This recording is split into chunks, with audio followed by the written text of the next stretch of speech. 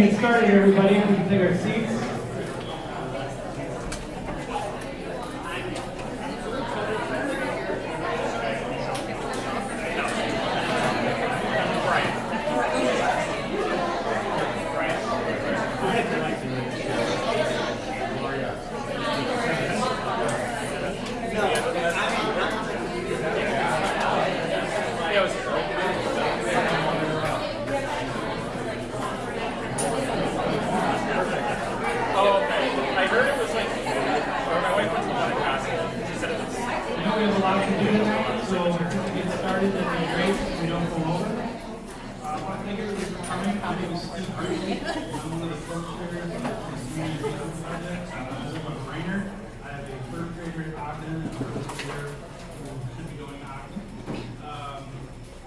Thank you all for being here. We got a bit of a script here. I'll say welcome back. I wasn't here last time, so I don't know how many of you were here. So, thanks. Just a quick reminder why we're here tonight. Our board has given us clear charge. First, we've been asked to assess our current facilities in terms of safety, accessibility, functionality, and their ability to support modern instruction. We're also tasked with identifying priorities for updating infrastructure, exterior spaces, and instructional areas. We've been meeting for weeks, obviously. Next, we need to explore potential facility expansions. That's my first visual presentation. Next, we need to explore potential facility expansions, including new construction, repurposing spaces.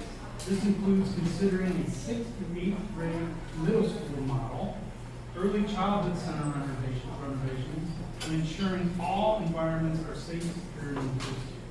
Finally, our goal is to develop priorities that will enhance learning across the district in line with best practices. We're here to work together and to gather input to make these recommendations as strong as possible. And of course, you're all here to help us do that.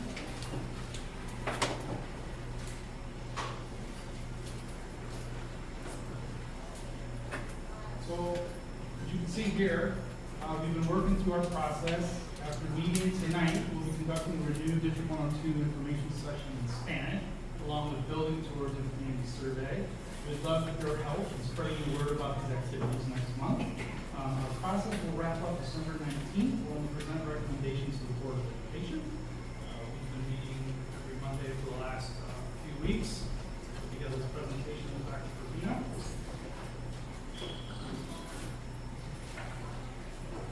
So, you may notice we have a few more materials in your packet tonight than you did in our last session. At our first workshop, we went through a general orientation and familiar with the community engagement process, and we learned more about the state of our schools and school facilities. Following the presentation, we rolled up our sleeves and began to work with small groups. We were impressed with how productive we were in that work session. We used the information you shared to develop tonight's presentation. And I can say last week we all met specifically to go over the feedback we got from that slide. We have documented all of your work from that session and provided it as part of the materials package tonight. The first item in your packet is a document that contains the verbatim responses from each small group activity at our first meeting. From those verbatim responses, we created the next document, which is an executive summary of the responses. Also included are the general consensus points. These are the points of general agreement from all the groups in the workshop. We will also have a copy of tonight's presentation and the work activity for tonight. All this information is also available on the district website. As a reminder, as we go through this process, you may have a question that arises in your group that we do not have time to address, or you may want to provide input on that, or you would like input on an aspect of the process. These questions and input do not have to be directly related to the topic that you're studying in the next meeting. You can fill out an I have a question form and turn it in at the end of the meeting, or scan the QR code and submit a question electronically. There should be plenty of forms on each table here. It will also be available during the work activity time. You can also ask a community leader or district representative during the small group work activity.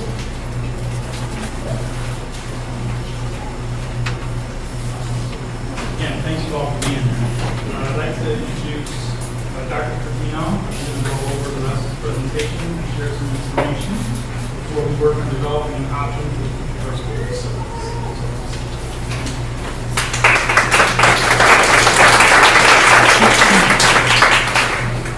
Last time was actually typically saved until you actually hear what I have to say.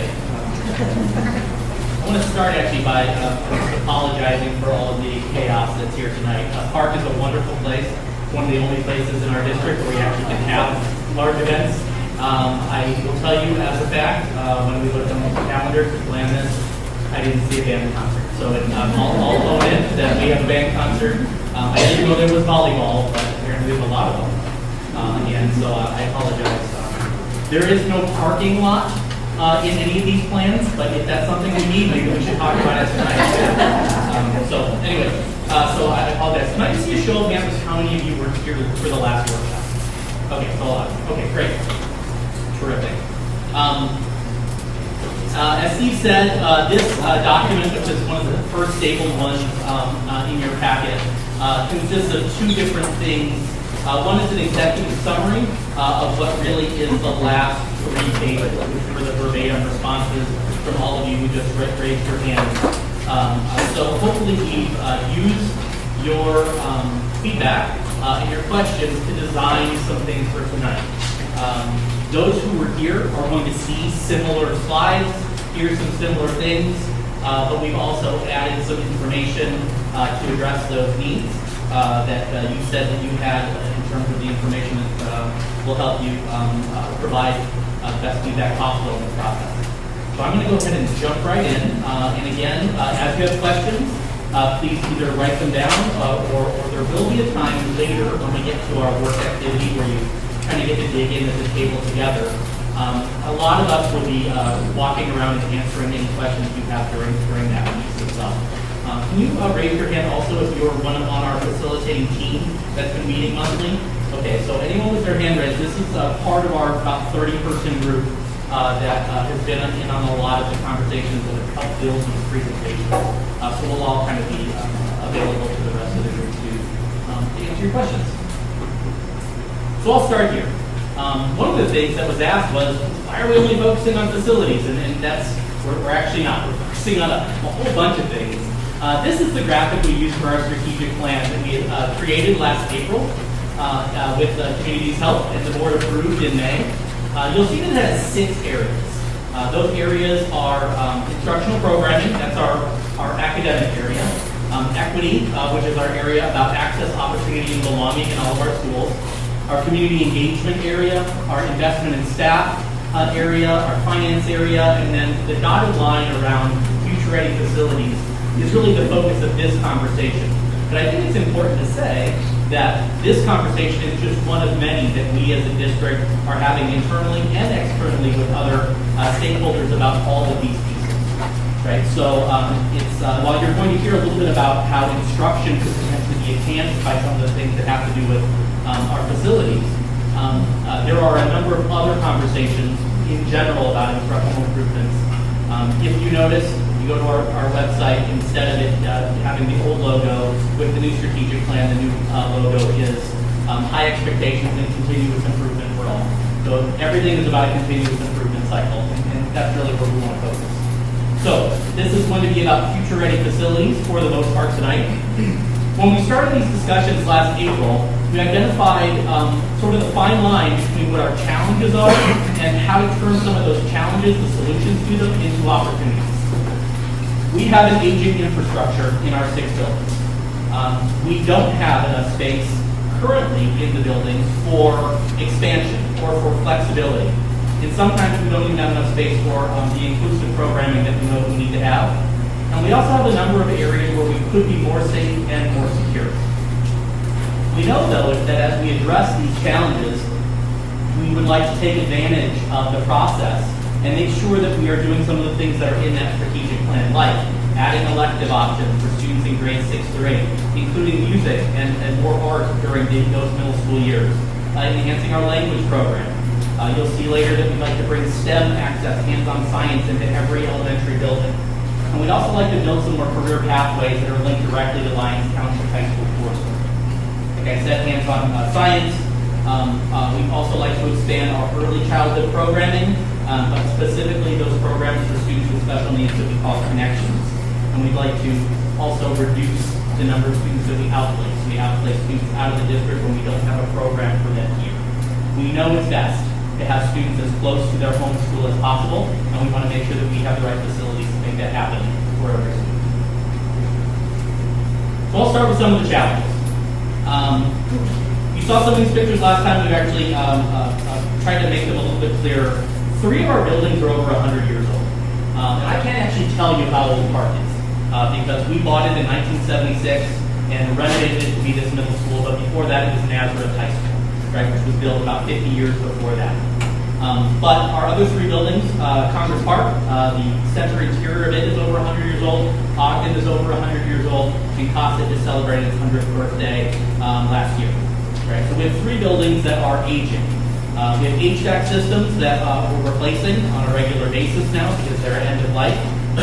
We have cracking brickwork. That's actually the chimney on top of Park that you see there. We have tuck pointers coming in very soon. There are some things that we're just not going to let go, right, that we're already in the process of, but these are some examples. We have failing plumbing and drainage systems. That is a picture, if you can't see it, of a copper pipe that's about 30 to 40 years old. It's already porous enough so that every time water comes down it, the water or the wall that was behind it or that was in front of it would get wet. And then we have uneven sidewalks, foundation repairs. These are just some examples visually of some of the pieces that are aging. If you take a walk through most of our schools, which we encourage you to do when we start doing tours in the next couple weeks, we'll point out some of the other things. And I'll get to what that totality looks like in a second. We also have space and accessibility challenges.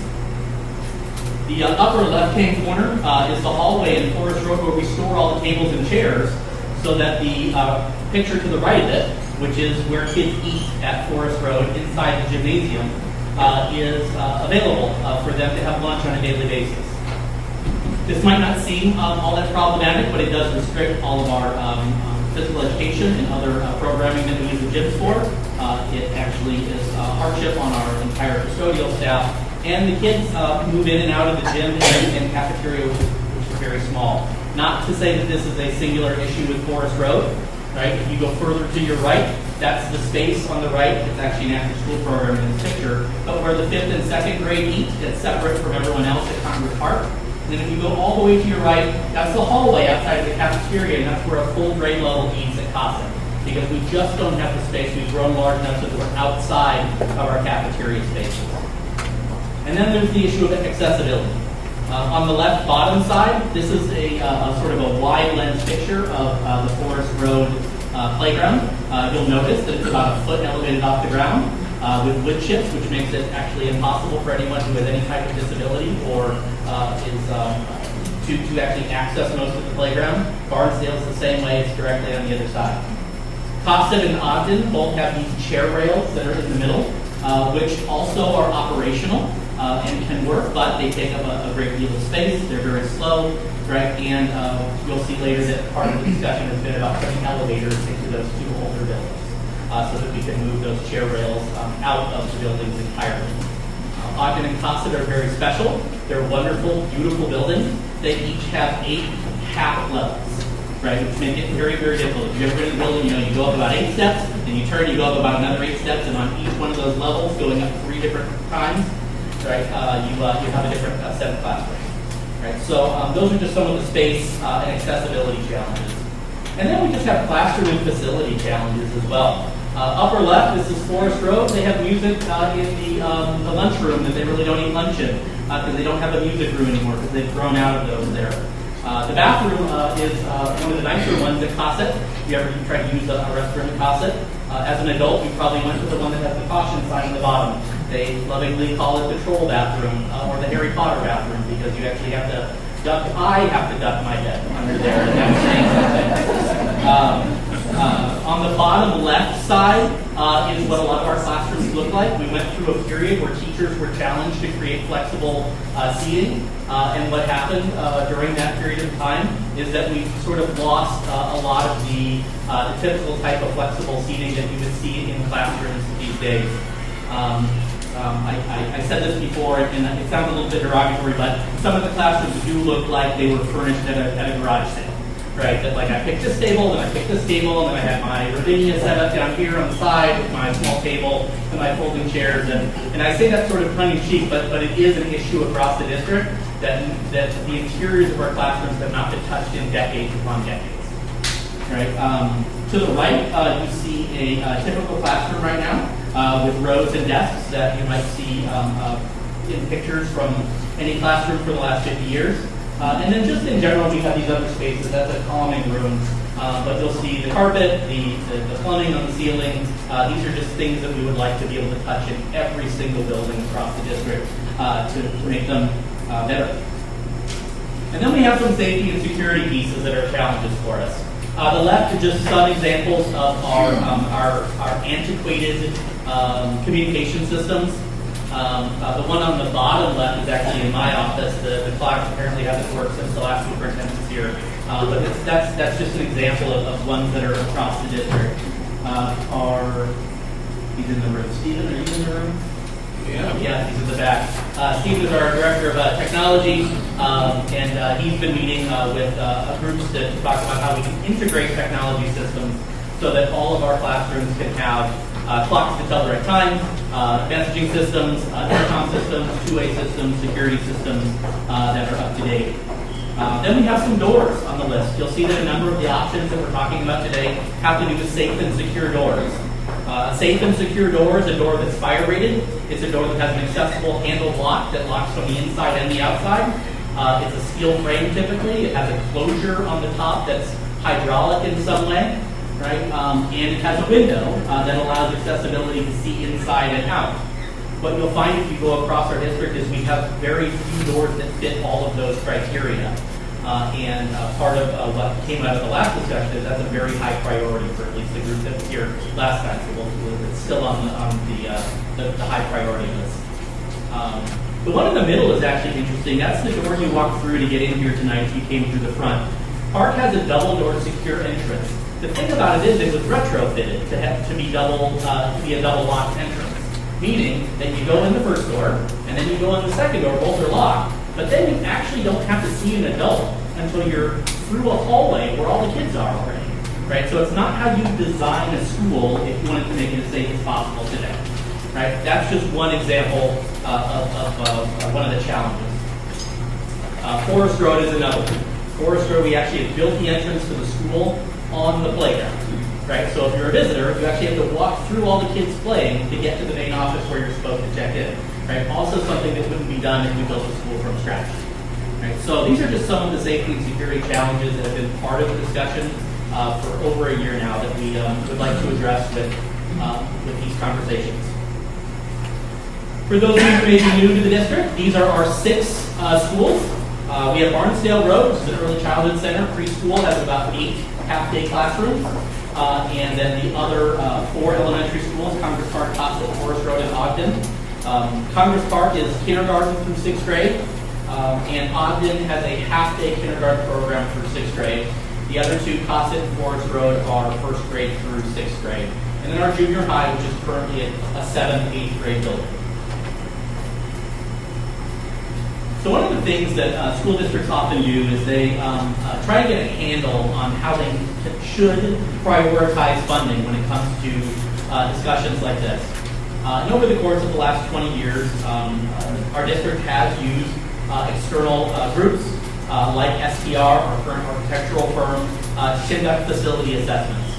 The one that we conducted in last March showed a 20-year facility plan. Right? It looked at, through site visits, through facility condition reports, documents from the past, anticipated life cycles of things like HVAC systems and heating systems.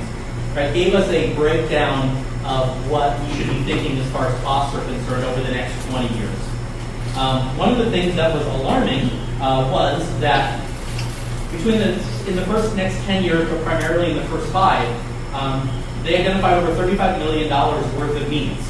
Things like HVAC systems that are failing, pipes that are failing, plumbing systems that are not in the best of shape. Right? If you're thinking to yourself, well, what's the district been doing? I'm going to get to the part where we've been actually been spending millions of dollars a year on existing systems. Part of this discussion tonight is about a one-time investment for the next multiple decades so that we can restore just about everything in a comprehensive way, right? And I'll use that word a lot, comprehensive, and sort of optimize what we have. If you'd like a little bit more information about this type of chart that you see, there is a handout on your table that shows each one of the schools. It's got a sort of a long ways chart across the bottom where you see red and yellow for each of the schools. Yes, the red are the should be done in the next 5 years list, and the yellow are should be done in the next 10 years list. We did not put the green and the other pieces on there. Right, so if you like, you can just sort of take a look at what each of the buildings are said to need by our last facility assessment. In general, our buildings have been around for a long time. Even those that aren't 100 years old are getting a little bit older. So here's our enrollments. We highlighted 2002 because one of the questions was, well, when was the last time there were renovations done? Right. So in 2002, Congress Park had a little bit of renovation done, and in 2002, Ogden actually had 2 classrooms done, and then a year later had the gym, or a few years later had the gym put on. It was in that year also that the district started its first HVAC system throughout the entire district. Knowing that we had a lot of capital projects and capital needs, the board decided that we would try and pull a little bit of an investment together to start with the most urgent needs. Knowing that, say, we have cracks in a chimney, we have to address that right away. We're not going to just let that go. And as they say, hope is not a strategy, right? We have to have strategies for this. So we extended our non-referendum bond. So we're not talking about referendum at all for that $8 million. It actually just got transferred to us, and it was just extending existing bonds that we had by a couple more years, and that opened up that type of space. That's the last of that money, though, so we have to use that $8 million. We have an earmark right now for upgrading current HVAC systems, replacing some pieces of roofs across the district, plumbing projects, asphalt pieces, tuck pointing, right? And what we like to do is we like to start investing in what we would call classroom, sort of future-ready classrooms, trying to put model classrooms into a number of our buildings so that we can begin the process of transitioning all of our classrooms across the district. We right now have about $3.4 million of that $8 scheduled to be actually spent in this year to address the most urgent needs. And like we said before, there's about $35 million in total projects that need to be accomplished over the next 10 years. This is about the point where I need to stop and say, this is not doom and gloom, right?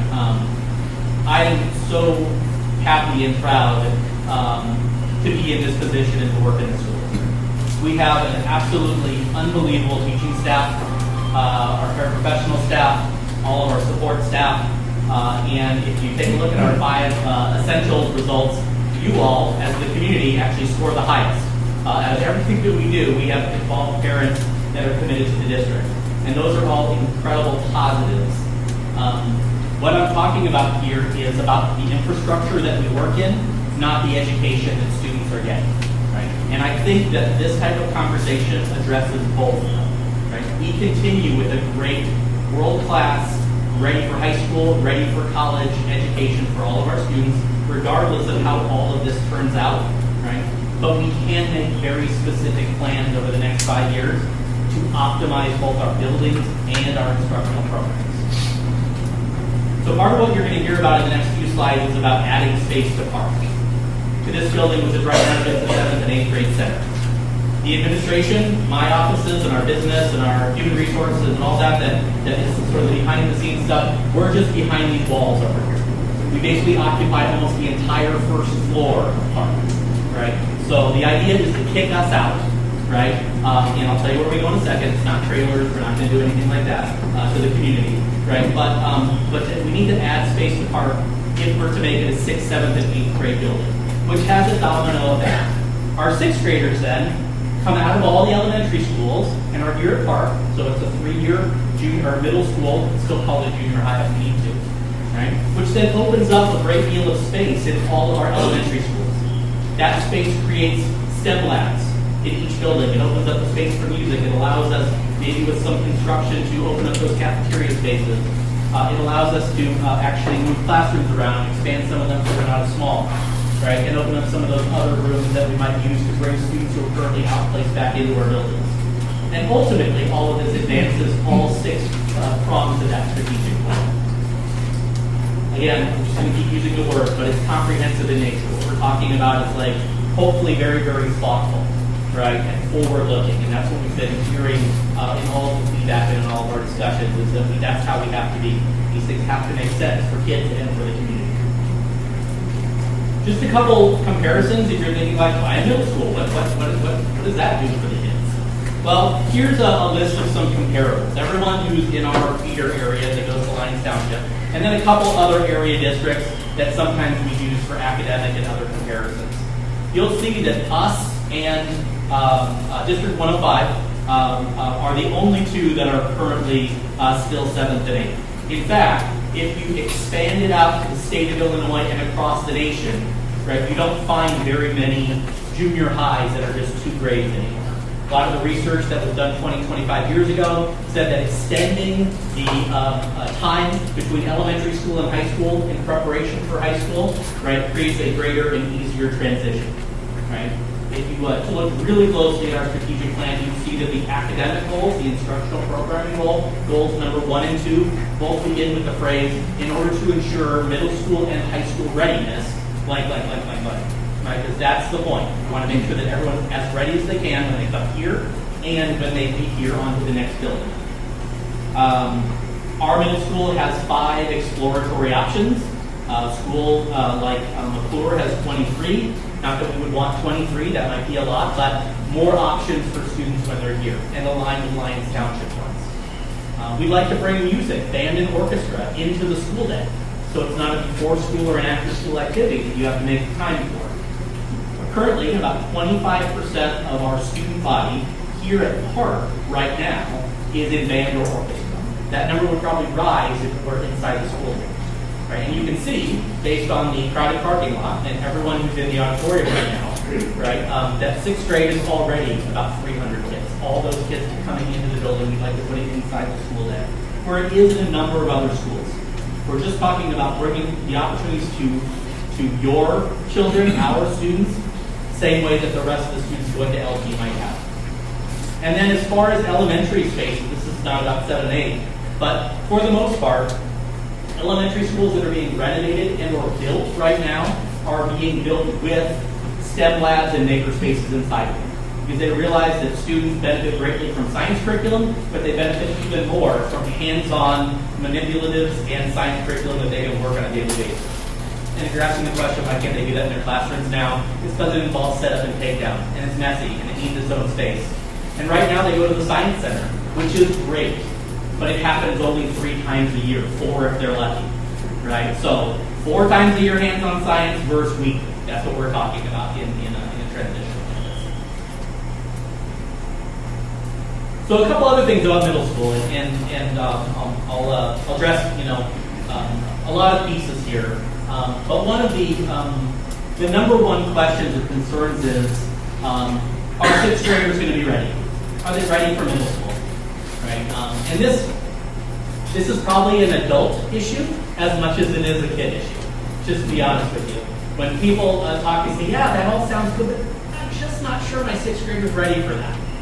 Right? I hope that I can spend a minute just kind of talking about why it's the type of program that almost every other district everywhere has, or a model that they have.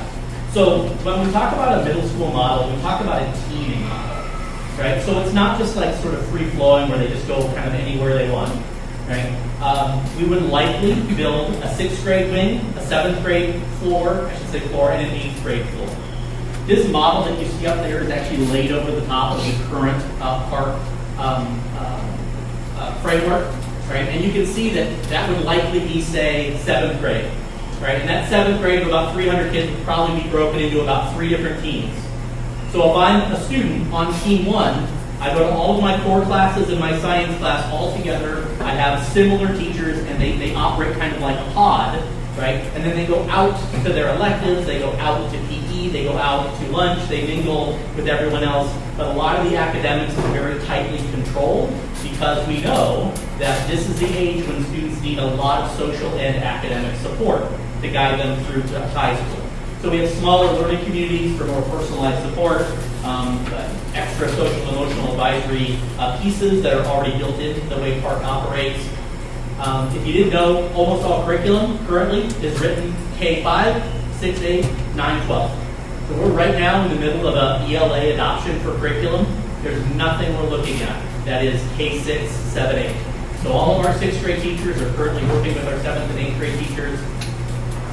And I talked to one of them the other day. She's actually retiring, and she said, if you knew me well, I asked her if she'd come here and speak to the whole issue or be on video.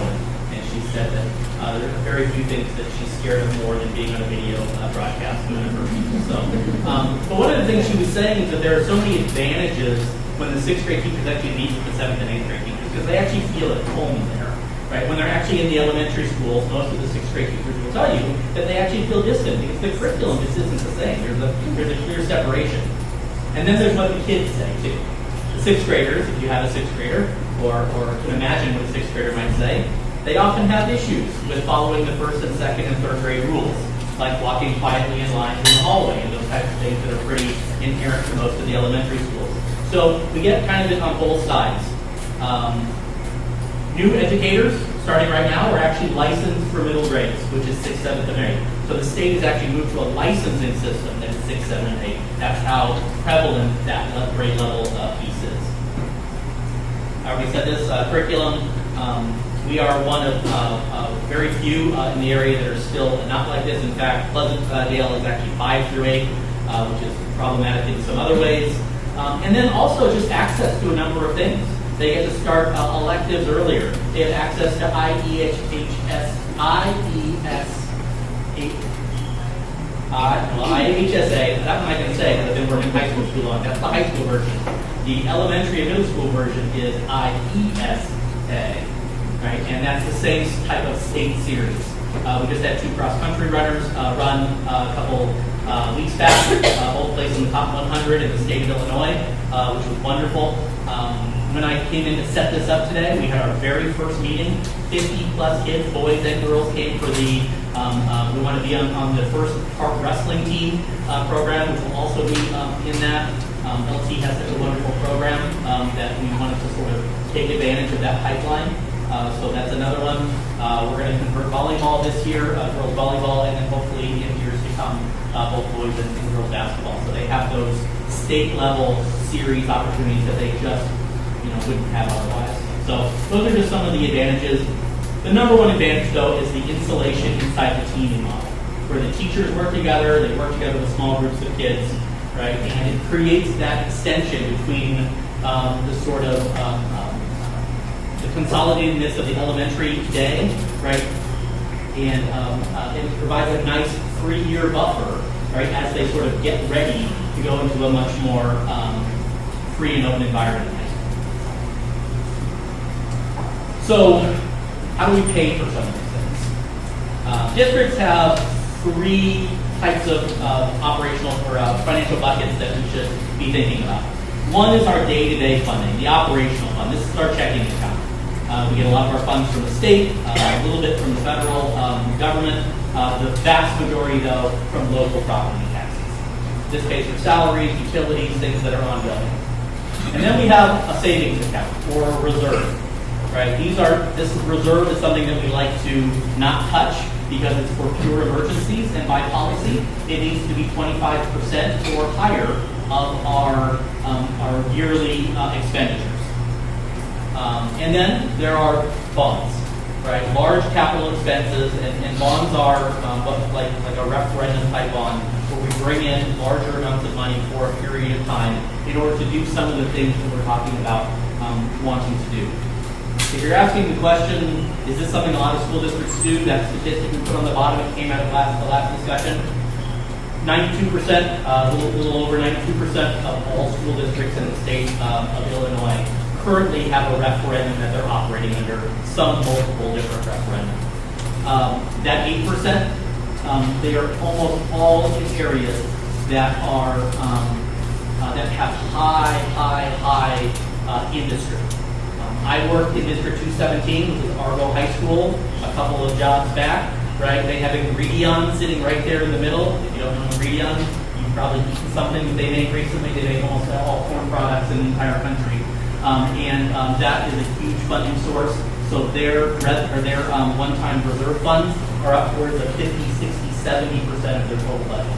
It's just not a reality where there's not a lot of industry for school districts. So about 92% of the state. This actually shows you where we are. About 13% of our total tax base for the school district is businesses. The other 87% is residential.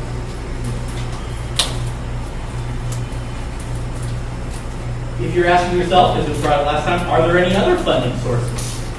There are some, but none that allow us to think about this in such a comprehensive way.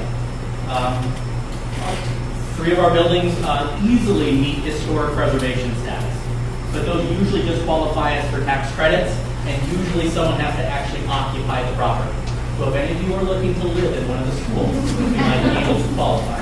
Some of the teachers might actually say that they qualify right now. Private and foundation grants. We actually just hired a part-time grant writer for our district who is looking at competitive grants on a regular basis now, because we heard that loud and clear in the strategic plan. It actually was one of the strategies. So we followed through on that. She actually sent me a note today about the grant mentioned at the bottom, the $50,000 school maintenance project grant, which we are applying for literally this week. But that's a $50,000 matching grant. $100,000, $50,000 of which we already have to put up ourselves. So these are the types of things that we're looking at that are outside, and we are pursuing absolutely every one of them, right? But they don't come together in the same way as a referendum might. We also apply using other grants, like the IDEA grant for students with special needs. We've used it in the past to purchase some of those chair rails. We're looking in to see whether or not we can actually purchase it to put a pour-in-place foundation surface on the Cossack playground right now, because we have a student who is in a walker and actually can't access the playground. Right? So these are the types of things that we know that we need to do, and we probably need to do in all of our buildings just to make sure that we're ready for every student for the next multiple decades. So here's what our 10-year building expenses and capital project history actually look like in the district. So you can see last year, 2024-25, if you drove down Ogden and saw over at Park, you probably saw large cranes in front of this building for several weeks out of the summer. We did a roof replacement, which involved several HVAC units replaced on the roof of the park. That was the very large capital project. They got finished over the course of almost 2 years. The first time I saw this graph, I was like, man, there's nothing there. I don't know, my eyes just didn't see the blue lines. So the blue lines are the yearly expenses for our buildings. If it's hard to see, you'll see that at the lowest level in 2017-18, we spent $2.5 million on yearly expenses, and then upwards of $4 million a year for several years of the other years. So we are, on a regular basis, investing in all of the buildings. Right? There are just more projects because of the age of the buildings than we can keep up with on a regular basis. And just to put a finer point on it, the last time we did a major capital project was in 2015 and 2014, and those were due to an emergency. One of the walls in Barnesdale basically was about to collapse, so we had to tear the wall down and then rebuild the wall at that point in time. I spoke to this earlier, so I'll just move through it, but it was one of the questions, how does the fund balance work? The state of Illinois requires at least 25% minimum fund balance for schools. That's that savings account. We right now have a 27% fund balance, and that allows us to cover only the most basic of emergencies. And we need to hold it for emergency situations. Our 5-year projection shows, based on a balanced budget, which we have had for the last several years, thanks to Tony, who is in the back, trying not to be seen maybe. She is our business manager, our assistant superintendent for finance. She does a wonderful job. We have a balanced budget. We're spending money in all the right places. We will for the foreseeable future based on her leadership and her work. But that's maintaining about a 25-27% fund balance. So when we talked about our strategic plan, we said in those early facility groups, if you went back to the beginning of that chart that had the 6 icons on it, the upper right corner, that we want all of our buildings to be accessible and safe. We want them built to last. We want them to be energy efficient, comfortable and flexible for students and for teachers, technology integrated and future focused, and community and collaboration oriented. And some of the ideas that we talked about are really about the community too. One of the reasons that we're all in this building tonight is because there are very few spaces in the district where we can hold large group meetings. There are a few, but we are a little bit space unoptimized. Not a word I'm going to create tonight. What is that word? I'll take that in a second. Anyway, here are some examples of when elementary spaces do get updated. Some of them look fancy, but some of them are just what students need. Large open spaces for collaboration, desks that move around, chairs that are comfortable they can sit in for long periods of time, spaces where they can walk around and talk with each other, and technology available so that they can have all different types of lessons brought to them and that they can actually use themselves. Here are some other spaces. You'll see a lot of the same things. You'll see a lot of wheels. You'll see a lot of tables that move. You'll see a lot of students working together in pods. You'll see a lot of light, not just LED type light, but actual open natural light. Middle schools, when you start getting a little bit older, look at that bottom left corner, you start putting soft furniture in places like we did in the Park Library with one of the renovations last summer. And you start having these spaces where kids can collaborate together, they can read, they can do work in their off periods, and also the classrooms are just a little bit larger. There's some meeting spaces for teams in the back. What you see in the upper left-hand corner is a science lab where the tables can move in and out so that they can move to lab spaces. And I don't know if you noticed, but on the ceiling is a rack of bulk electricity and other things so that all students can do what they need to do inside the space in the building.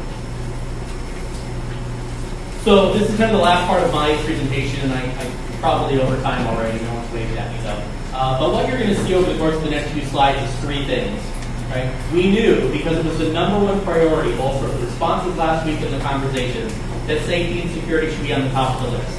So absolutely everything that you'll see as an option for the future involves securing all the doors and locks and enhancing our security communication systems. So if you don't see it like exactly in there, I'm telling you, it's inside, built into classroom renovations. It's there in every single plan. The middle one's just to let you know that we're trying to be responsible. That when we first started talking about this and started listing out all the things that we would like to do, the total came to well over $110 million. Right? And we said, well, that's just not fiscally responsible, and it's not something that we can even bring to the community. It's just too much. So what we're trying to bring to you for conversation, right, are more responsible numbers. They still look high, right? But it's not the total full package that's what we've been discussing over the course of the last couple months and even before the strategic plan. And then also from those discussions, please know that when we talk about renovations, we're talking about bathroom renovations. We're talking about renovations to common spaces in the buildings. And when we talk about furniture updates, I'll get a little bit more into this in a slide to come. So when we talk about classroom furniture, classroom updates, it involves furniture that we've been talking about that's flexible and secure, flooring in many places, lighting that is more energy efficient and easier to use, security in the doors with the locks, and technology updates across all of our classrooms. Just a couple examples. This is the before-after on the left of what bathrooms sort of currently look like and what a projection might look like into the future. On the right side, the upper right is actually the Forest Road playground. You'll see that the concrete is actually where the wood chips are supposed to end, but they don't really end there, and neither do they at Forest Road or any place where we have that type of layout. So we'd be looking into rubberized surfaces that are accessible for all of our playgrounds across the district, which is an example on the bottom right. Classroom updates. These are actually 2 pictures from inside Park. The one on the left side is a room that has older furniture. It has existing everything from whenever Park was built. What is on the right side, the top, is what we would call a flexible seating classroom. This is a Spanish classroom right now, where all the desks move, all the chairs move. There's storage in the back of those right cabinets for all the students' stuff. The teacher's desk is actually mobile, so she can work with groups of kids without them having to move. so it's collaborative in nature, and it's far more comfortable. The kids will probably tell you that immediately. And then the bottom one is actually what we did to a STEM room. It's down to the left, and if you we'll show if you come to a tour. But these are, again, flexible spaces with flexible chairs, so the projects can be done. This is an 8th grade elective, STEM elective. What's cut off there are all the 3D printers that are off to the right side. But when we talk about a classroom update, across the district, every single classroom, we'd like to address the floor and the ceiling. We'd like to address paint.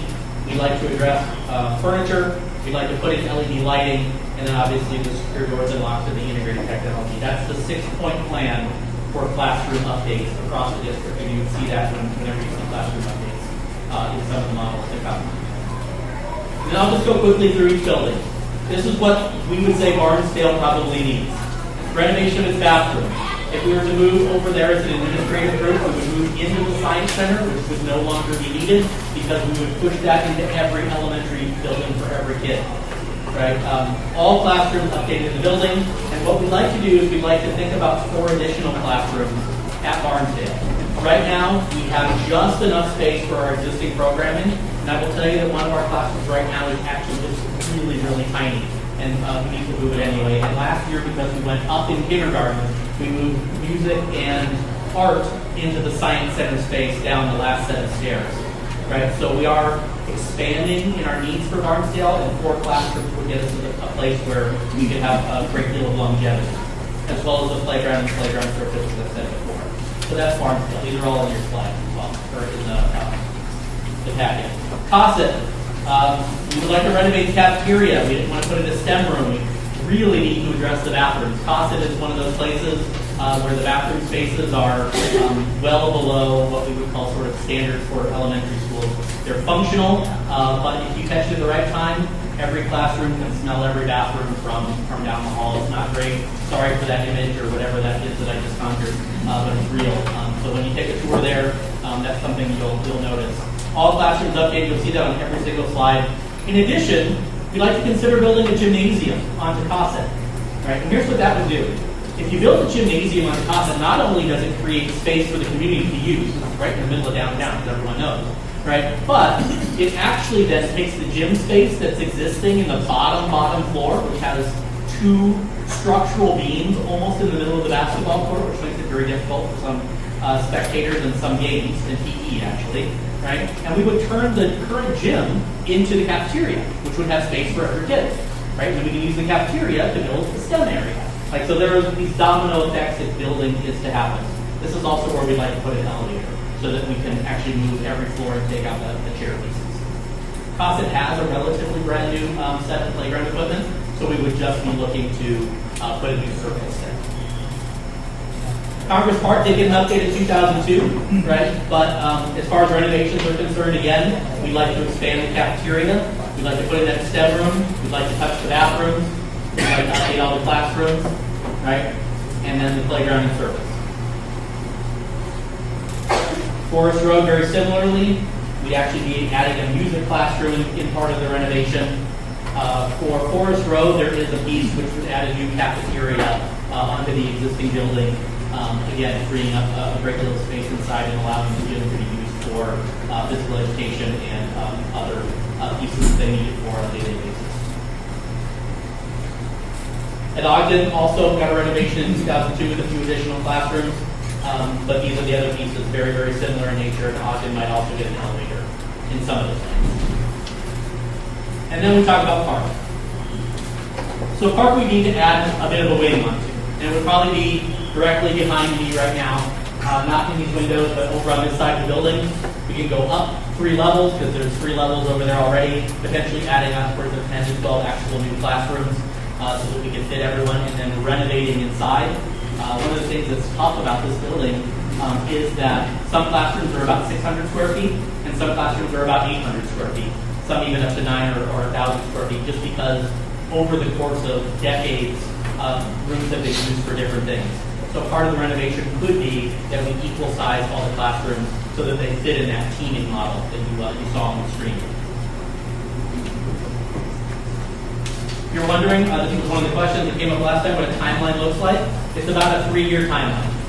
So what we're talking about right now is a referendum that could go on the ballot if the board approves that in April of this coming year, right? So in a few months. If that funding is approved, we would jump into a bidding process, which would involve, RFPs for just about everything in the late spring, summer, and fall. By the following spring, we could begin construction. By the following fall, we could start moving a lot of the pieces around. And by fall 2027, which is when all of our current 3rd and 4th graders would be in 6th and 7th grade, we could probably have Park as a 6th or 8th school. So if you currently have a student who is in 3rd or 4th grade, they would be the first group to come here as a middle school, if this timeline holds true. So if you're asking what the costs are, those of you here before, this is what we have to show you. What's across the top is the value of a home. So $400,000, $500,000, $600,000. We understand that homes don't cost those amounts, right? But you can use these as representative numbers. And then we have 3 other referendum dollar amounts.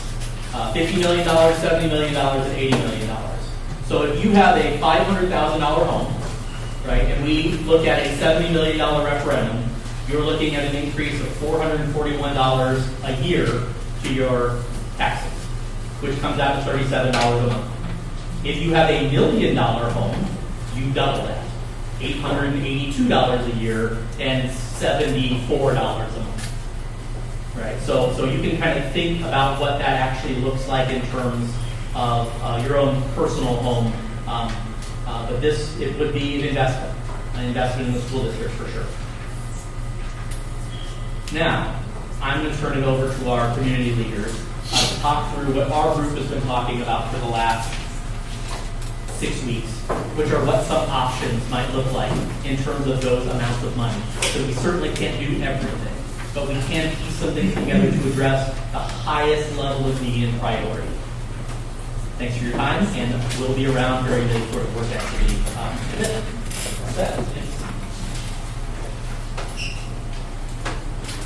Thank you, Dr. Covino, for that informative presentation. So, good job staying so long, everybody. My name is Kathleen Valenta, and I'm one of the co-facilitators for the community committee that we are running. And this is a group, so you can see it's a wide group representing staff and community members, parents, and just a really great team of people that show up here pretty much every month. Yeah. And so the team is kind of the starting point, which has helped us put together their ideas into what was presented for the first presentation, and then looking in here, we're looking for you to help us to create a plan and move forward. Here's how we're going to work together to develop this, our recommendations to the school board, because obviously they're the ones that will make the ultimate decision. We'll be presenting to them in December. Tonight is our community workshop number 2, and we're excited to show you what the facilitating team has refined from the first workshop. And after tonight, we'll take your input and shape these options, put them together for the board. Okay. I'm trying to speed up a little bit so you have time to work in your groups and turn the page. Okay. Top district priorities. So obviously, Dr. Covino went over these already, but we really looked at what people said in the last meeting, what the facilitating committee had to say, and they're listed there in your program. Okay. Community priorities, again, pretty much covered that. So those indoor spaces, modernizing, and here's kind of how the group ranked those priorities that they wanted from the last meeting. Okay, so the input provided, And along with the other important pieces of information, again, remember it's a holistic plan. We're only one piece of that six-piece puzzle, right? And we're just looking at the facility assessment. You'll get to see all those other ones later. My kids are already out of the district, so won't be on those committees. We're looking at the best practices in education, and by combining all of these things, it should help us to create options that will reflect both the needs of the district and the priorities that you've helped us identify. And these are the options that we want your feedback on. Okay. So, all our options include $8 million already in existing district funds to supplement improvements. As Dr. O'Neill pointed out, we have money that is used every year as well to take care of facility things that need to be done. It's not money for 100-year-old schools. So the model will provide us key benefits that will include academic and social and support through dedicating 6th, 7th, and 8th grade teams, smaller learning communities for more personalized attention. I think you did a great job discussing that. Aligning those standards from K-5, 6-8. And the sports, the facilities, a place to eat that isn't in the hall or the gym that then has food on it that has to be cleaned up before the class comes in, like literally 5 minutes later. And all but one of our high school theater districts have this model. So, we're really looking at doing these transitions and making it work. So here's what we've got. Okay, the car conversion itself, the 6 to 8 middle school is $36 million. Okay, went through what that, I think we did a good job explaining that. Now what we're going to do is look at the 3 choices that the facilitating team came up with already, and then you are going to have this discussion about what you think are the priorities and what you feel is the best choice for our community and our schools. Okay, we have option A. Papers all mixed up. Turn page. Okay. No, it doesn't even have notes up here. We're like, what? Writing all that time, no notes.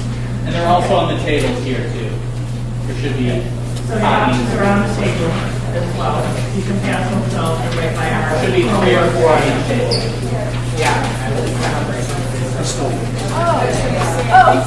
Okay, option A.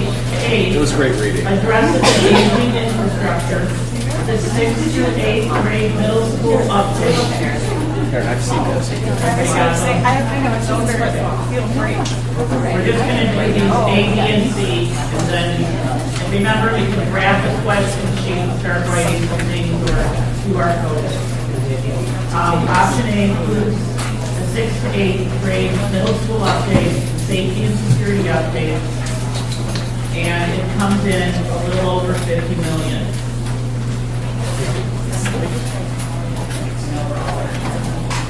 Okay, option B. So option B is more comprehensive a solution. It includes everything that it was in option A, plus building that addition onto Forest Road and Cosset addition, renovations at Barnesdale, Congress Park, and Cosset, updates to our early childhood and elementary classrooms, and the additional of a STEM classroom in each elementary. It'll allow hands-on time in all of our elementary schools, elevators at Cosset and Ogden, updated playgrounds and surfaces at Barnesdale, Congress Park, Ogden, and Forest Road, and a new playground surface at Cosset. That option would be $71 million. Now, as you're getting to option C, you'll also see that there's a nice little dotted sheet that's coming up, and it'll help you see it more visually, A, B, and C. So it should be in your packet. Option C includes everything in option A and B, along with the addition of the 4 classrooms at Barnesdale, renovations to the Forest Road music room, and renovations of the remaining elementary school bathrooms. This option would cost an estimated $81 million. So those are the 3 options that the facilitating committee has come up with that we're giving to you. And now I can turn it over to Dale, who's going to explain the exercise that we're doing. Thanks for hanging with us. All right, guys, time to get to work. Okay, first things first, Kathleen just mentioned this. Give a little update to this because we did some of the numbers on it for us. It is on the options chart. Option A, the cost. The owner of a $400,000 home should be changed to $228,000 per month versus $280,000. Look at that cost. All right, I'm going to go over what we're going to do for this small group work. All right, you guys, for those of you who were here last time, you might remember we're going to take a recorder and a facilitator, and everything is going into that Chromebook. And so we remember from last time, if it doesn't go in the Chromebook, it doesn't get recorded, and then we know they can see the data. So I want to make sure that we know all that. Okay. So remember that the information you guys are going to record is going to reflect the consensus of the group. So not just the view of one or two of you guys, so we're all together to listen to everybody's idea. We're going to monitor the time. We're going to try to get through this to get you all out of here at 9. And again, at the end of the session, we're only going to collect the Chromebook. So you can work on that worksheet that's inside your packet, but we're going to collect without the Chromebook. Okay, now let's talk about the task at hand. We have 3 tasks for tonight. You guys all see this page. The very last page in your packet. Activity workshop number 2. For the next 10-ish minutes, we're going to work on just task number 1, which is to prioritize options A, B, and C. So on your table, you guys should see some stickers. There's some red and green labels on them. Okay, so what we're going to do is at your table, you're going to talk about which options you feel are most viable. And each table has 5 red dots, 5 green dots. You're going to come to an agreement as a group on how you want to spend those dots. You're going to place the green dots on the options that your table as a whole feels should move forward, and red dots on the options you guys feel should be removed from consideration. You can distribute your dots as you see fit, spreading them among a number of options, or placing them all on one, or choosing not to spread any of them. So we have A up here, B, and C. So you guys are going to chat for a little bit, then you're going to take those dots and you're going to figure out how you want to spend them. So if you guys go, we love B, we're going to put all the green ones over there. Or hey, some of us we sort of like A2, we want 2 on A, 3 on B. We're going to do that. If we absolutely hate C or hate A, we want to dump all 5 of the red ones on there. That's what we're going to do. So, but you can distribute those as you guys see fit. Make sense? Okay. So let's start with that, and then we will come back and we'll report what you guys have done. Can I just ask a quick question for clarity? Sure. So option A essentially has us converting parts to a 6 through 8, but then there's no clarity on what happens to the space in all the elementary schools that the 6th graders have moved out of. So I'm just trying to understand what but I do believe that the idea was that STEM math graders are going to potentially go into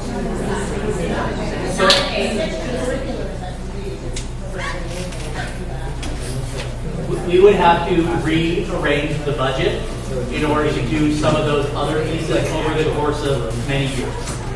Right? A STEM lab costs approximately $250,000 per lab.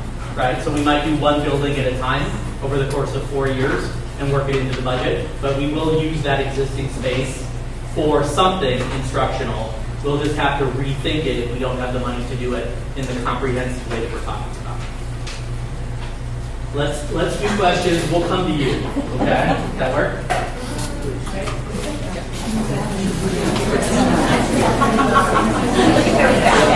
And I'm going to go through that.